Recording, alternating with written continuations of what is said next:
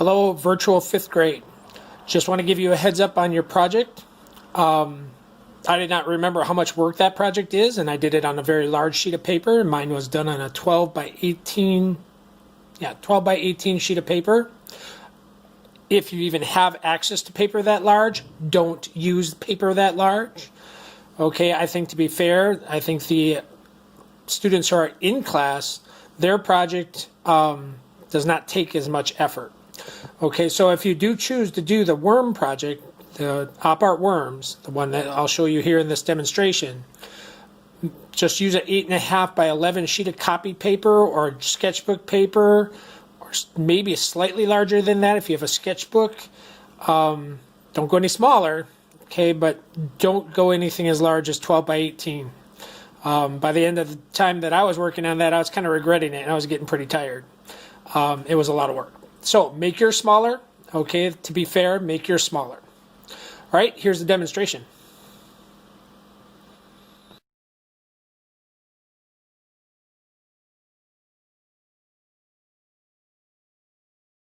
Hello, virtual fifth graders. Unless you have picked up one of the copies of the pyramids or the cube project, your project will be another form of Opart. Most of my students refer to this particular Opart piece as calling it the worm project. Okay, if you saw the pictures at the beginning of the video, you'll understand why, because it looks like worms like crawling in and out. Okay, there's only a few things that you really need for this project. One of those things is an assortment of colored pencils. You will need a pencil, a Sharpie, and an eraser, which I have right there. Okay, we won't need any rulers, we won't need any compasses, no kinds of fancy materials. So for you, your project is going to be this, just basically colored pencils, an eraser, a pencil, and a Sharpie. To begin, and a piece of paper, of course. You're going to need a piece of paper. Okay, it doesn't matter what size your paper is, so try to use, not a gigantic piece, but you can use whatever you may have at home. Okay, and what you're going to do is you're going to put it the long way. You're going to take your pencil, and you're going to very lightly draw a wavy line that goes across your paper. Let's see if you can see that yet. You can see that. Okay, along that wavy line then, you're going to put a series of about 12 dots. Make your dots very tiny and not very dark.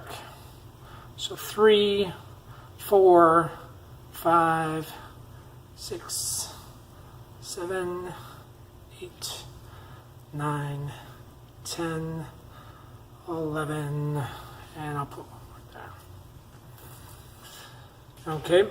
What I'm going to do then is on one side of the paper, I am going to draw lines in one direction, and on the other side of the paper, I'm going to draw lines in the opposite direction. Okay, so if you look over here, I'm going to start down here, and I'm going to just draw some kind of curvy line that goes up through that first dot, and then goes back out. On the next one over here, I'm going to go ahead, I'm going to do this kind of the same thing. You can get close, but don't touch the other lines. You can get skinny, you can get wide, you can get skinny again. That's perfectly fine. These lines you don't really have to worry about too much as far as how dark you make them, because we are going to end up tracing over these lines with Sharpie anyway. Okay, so I'm going to do the same thing here.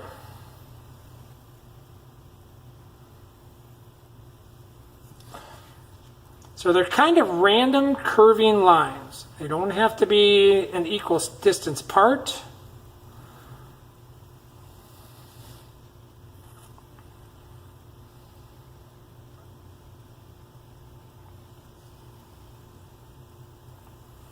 Just going to draw your lines just like that.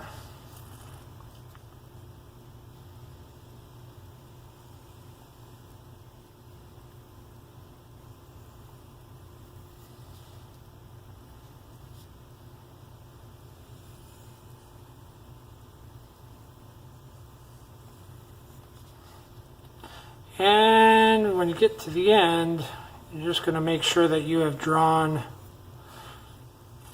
all 11. It should be anywhere between 10 to 12 lines. I got to check to make sure you can still see what I'm doing there, because I'm kind of getting off the camera here. So I'm going to go ahead and we'll draw this line here.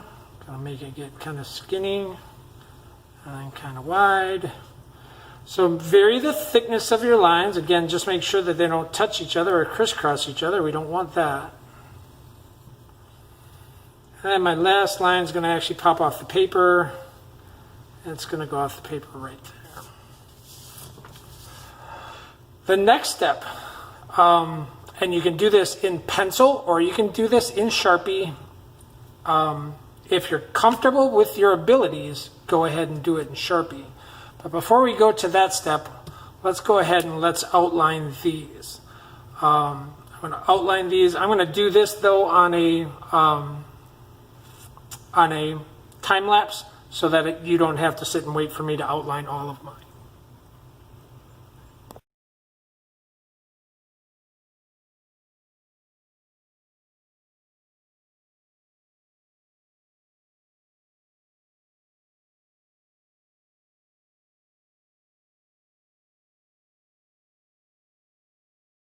Okay, after the time lapse, you'll notice that I went over all the lines with Sharpie marker. The one line I did not trace is that middle line. Do not trace that middle line.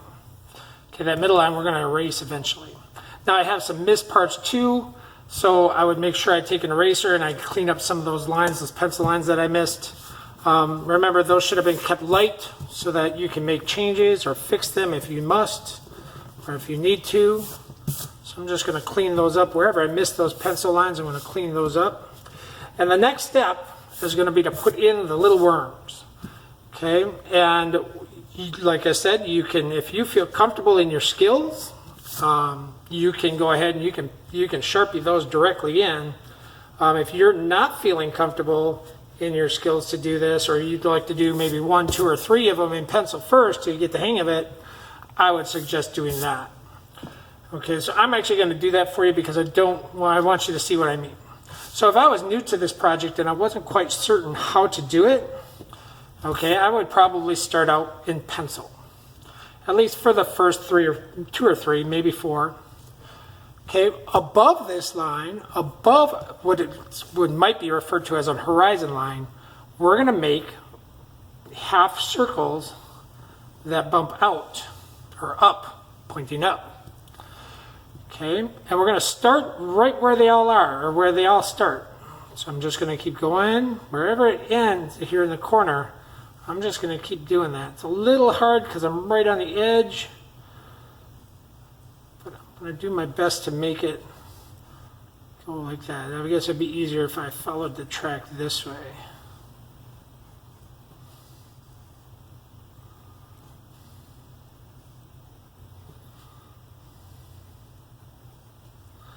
Notice that where they get thinner, where the line gets thinner, my curve gets a little bit more rounded.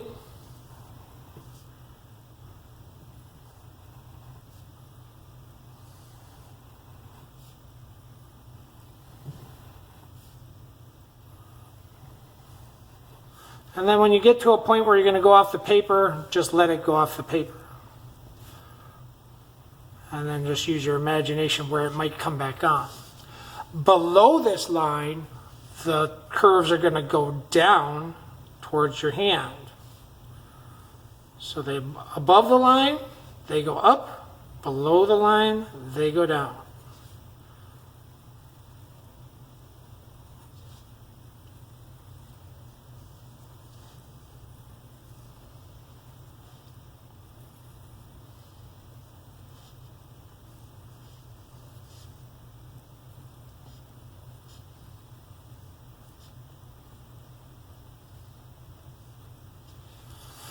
Okay, next one right next to it, of course, is going to do the same thing. Now you can make them as curvy as you wish, but they have to go from one side to the other, always touching the black line next to it.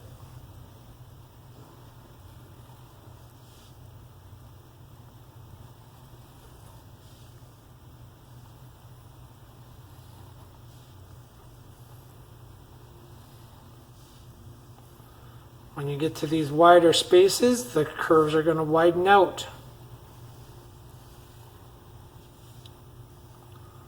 So it's going to turn into like a fat worm.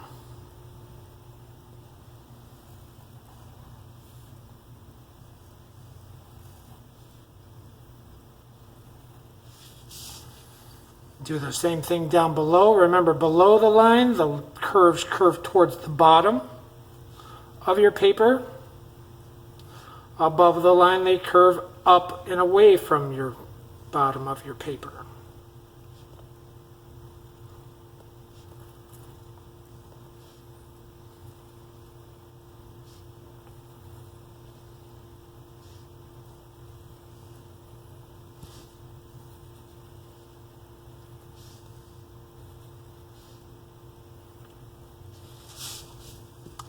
And I would do number 3 as well then.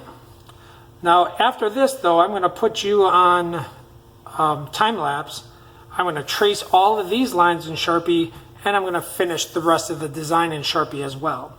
Okay, so it's going to hopefully go by a little bit faster once I do that. If you practice this, you should get the hang of it, and you should be able to do it on your own at that point.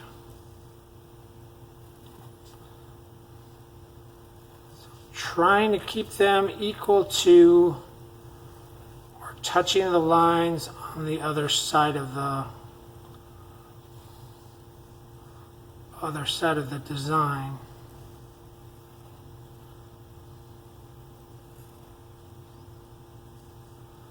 I'm not even sure if I have any examples of this. I think I have some from one of my old schools. I'll have to dig those out, see if I can find them. We've never done this one at Olga Brenner, so this is actually the first. You're actually the first group to do it, as being virtual learners, if you choose to do it. Remember, if you want one of those copies of the cubes, the pyramids, things like that, you're welcome to call the office, have some set outside for you, swing by and pick them up. That's perfectly fine. Okay, I really like the cube project. I think it's neat. Most people enjoy it. But it is up to you, and of course your family's needs. If they, for whatever reason, can't get into town or can't swing by the school while the school is open, then you may not be able to get a hold of that particular handout. Either way, your grade will be weighted the same. All projects are worth the same. Okay, so those are done in pencil. Okay, now I'm going to go ahead and, like I said, I'm going to trace these in Sharpie. I'm going to finish these in Sharpie without using a pencil, so hopefully I'm careful. And I'm going to do that all through the time lapse so that you don't have to sit and be bored while you're watching me do all that work.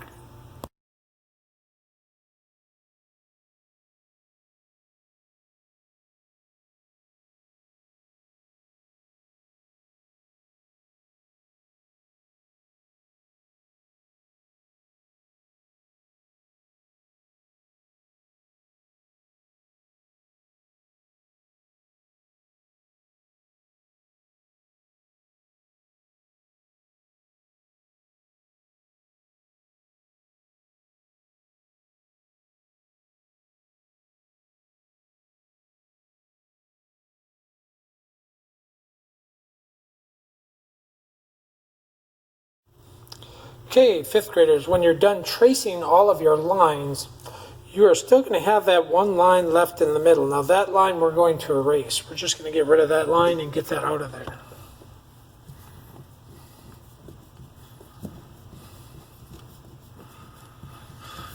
Okay, and then next is going to be the coloring process. What we're going to use is we're going to use value changes, so changes in lightness and darkness of a color, to create an illusion that these things are three-dimensional, that they're rounded.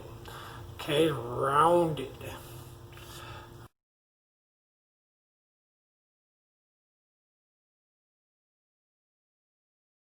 Okay, so you can use any colors you wish. Okay, but here's what you're going to do. Okay, actually I'm going to erase a few more pencil lines I see that I missed. So I'm going to erase some of those. Clean that up really good so I don't have pencil lines in my drawing. I apologize, I didn't see those until just now. It looks like I've got all of them now. Okay, doesn't matter where you start. You can start anywhere on the paper you wish. Okay, so what I'm going to do is there's going to be a light area. The lightest area is going to be a ridge right down the middle of the color, or right down the middle of the worms. Okay, so what that means is I'm going to start by pushing really hard. I'm going to start right here. Okay, and I'm going to push kind of hard towards the edges. And then as I get towards that middle, I'm going to just very lightly make marks. As I get towards the edge, I'm going to push down hard again. Okay? Now, you're going to be able to go back and fix things, so it's not necessary that you get it perfect the first time. And then what you're going to do is you're just going to alternate colors. So I'm going to go ahead and I'm going to do red and blue in this one.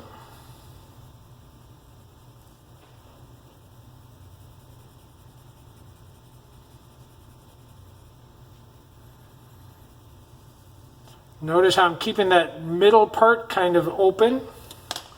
I think I'm going to do the whole thing red and blue, just alternating the colors. So I'm pushing very, very hard towards the edges and then letting up on my pencil as I get towards that middle. Okay, so that in the middle, I've got my lightest tone or lightest value of red. And I'm just going to do that the whole way down.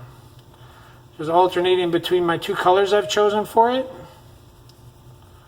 Push a little bit harder as I get towards the edge. You don't have to break your pencils, but you do have to push kind of hard. This works best if you're on a very hard surface, like a good kitchen table or a piece of masonite, something that is both hard and smooth, so that the pencils get a very good backing to push against. And I'm just going to keep exchanging red for blue. Remember to make it lighter towards that middle gap or middle bump. And then darker towards the edges. And that's going to give that illusion of 3D to this if you do that right. Now, if you forget or you mess up, you can always take an eraser and you can kind of lighten that middle. And you can always use this to clean up your drawing too later on. Okay, as you can use that pencil eraser to kind of lighten up the center. So if you were to forget about lightening it up or lightening the value, you could always fix it with an eraser. It should work most of the time. I'm not going to guarantee it works every time, but it should work most of the time. And I'm just going to keep going here. And I'm going to go in there. That one I didn't do very well at. So that one I'm actually going to try to blend a little bit better. I don't know what I was thinking right there.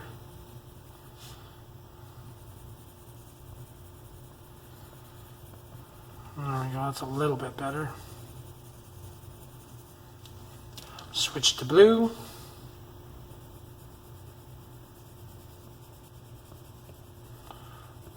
Take the pressure off the pencil, put the pressure back on the pencil as I'm going down this way. Now, if you're fortunate to be at home and you have extra colors, like you have two blues or a dark red and a light red, you can actually use the darker red down in these corners to make it even look even potentially more three-dimensional than you might get using just two colors.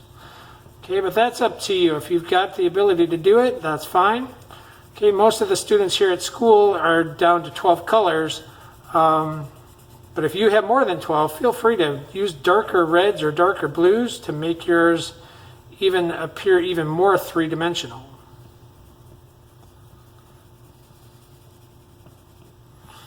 And then I'm going to go back to blue. Blue in here.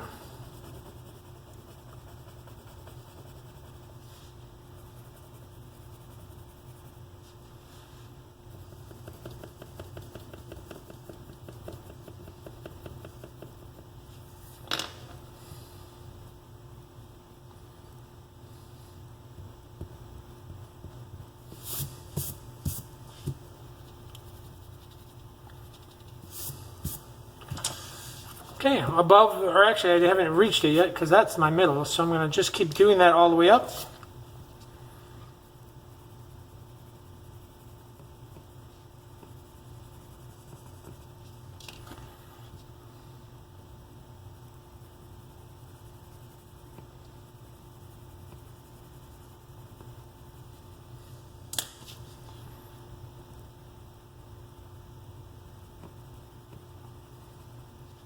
Then when I get to this middle one, that one's kind of up to you, kind of how you want to do that one.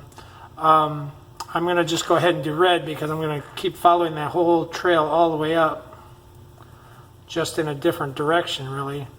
Now this one, though, I'm going to do it this way, I think. I think I'm going to make this one darker all the way around, almost like an eyeball. So I think I'm going to make the outsides darker, and then the inside lighter, like almost like your knuckle.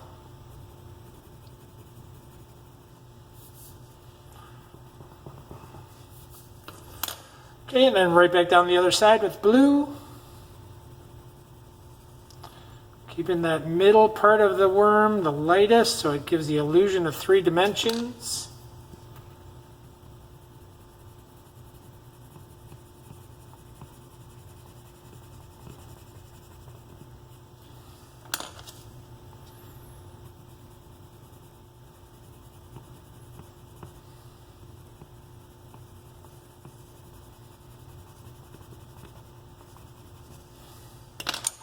Switching off.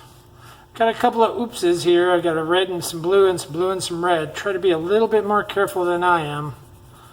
I don't know why I'm not being as careful as normally I am. Normally I'm much more careful than that.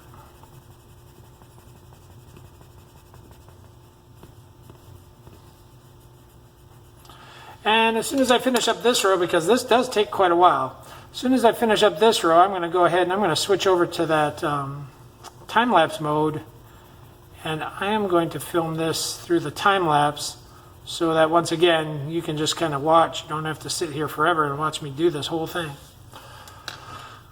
It'll go much faster that way. You'll see it get done before your eyes. Let's see.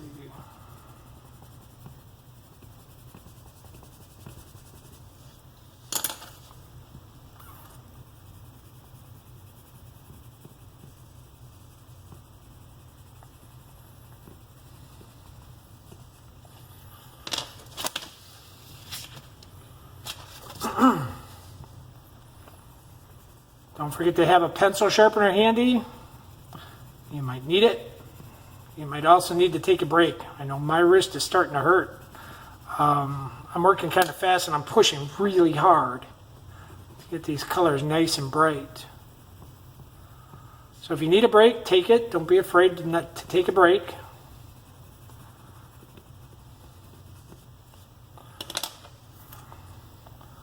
Just alternating between those two colors.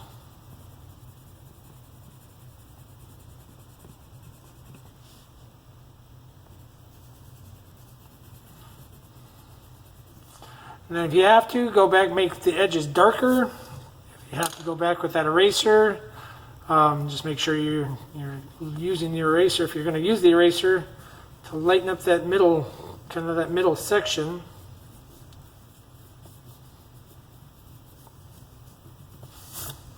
And you can kind of see how it has this 3D effect. How it looks a little bit, because of that highlight, like the light is coming down and hitting it right on top. Then as it curls around, it's going into the shadows. Okay, that gives it that kind of that rounded feeling, and also makes it look more like a worm than a flat kind of color.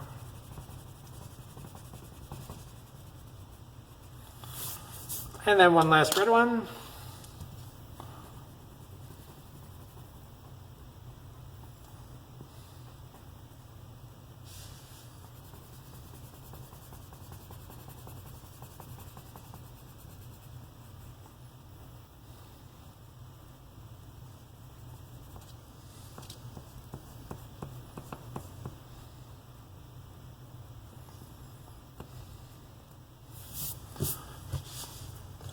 Right here, I'm going to take my red pencil and I'm just going to kind of fix that a little bit. I don't like the way that one looks right there.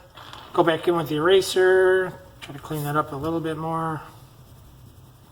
Okay, if your eraser is getting colored pencil on it too, you can just, if you have a pair of blue jeans or something or a rag nearby, you can just kind of wipe that off on that rag or wipe it off on your jeans. It will not stain your clothes. It'll come right out in the wash. Okay, so that one's done. Okay, so now I'm going to pick a new two color. Oh, it's not done. Nope, I'm wrong. I missed that spot right there. So that one's got to be blue. This one's going to be blue. Then it'll be done.